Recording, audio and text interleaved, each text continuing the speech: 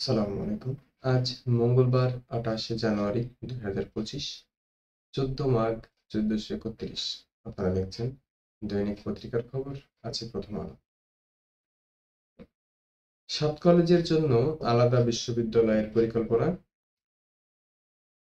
পুঞ্জীভূত সমস্যা ৮ বছরের বারবার আন্দোলন। এখন ঢাকা বিশ্ববিদ্যালয় থেকে আলাদা হচ্ছে ঢাকার ৭টি সরকারি কলেজ। অধিভুক্ত বাতিলের সাধুবাদ, তবে আন্দোলন শেষ হয়নি।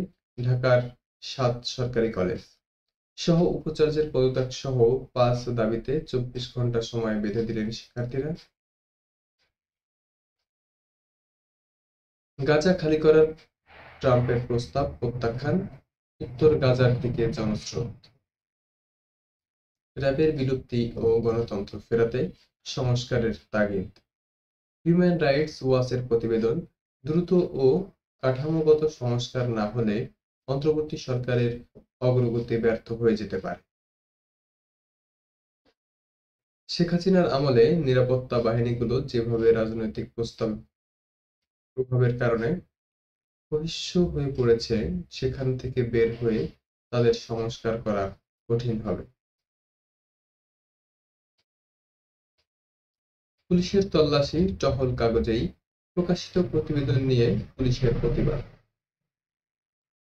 ইসলামিক দলগুলোকে পক্ষে আনার চেষ্টায় বিএনপি ও জামায়াতের পর এবার ইসলামী আন্দোলন আমির ও চরমোনাই পীরের সঙ্গে বৈঠক করলেন বিএনপির মহাসচিব। মুজিব সুজনে লাইনচ্যুত রেল। বাংলাদেশ রেলওয়ে বারবার চলতি অবস্থায় বন্ধ হয়ে যায় পুরনো ইঞ্জিন। ডিসেম্বরেও ৫১টি ট্রেনের ইঞ্জিন চলন্ত অবস্থায় বিকল হয়েছে, ভোগান্তি যাত্রীদের। এই ছিল প্রথম আলোর প্রথম পাতার খবর। প্রতিনিয়ত আপডেট খবর জানতে আমাদের পেজটি ফলো করুন, আমাদের সাথেই থাকুন।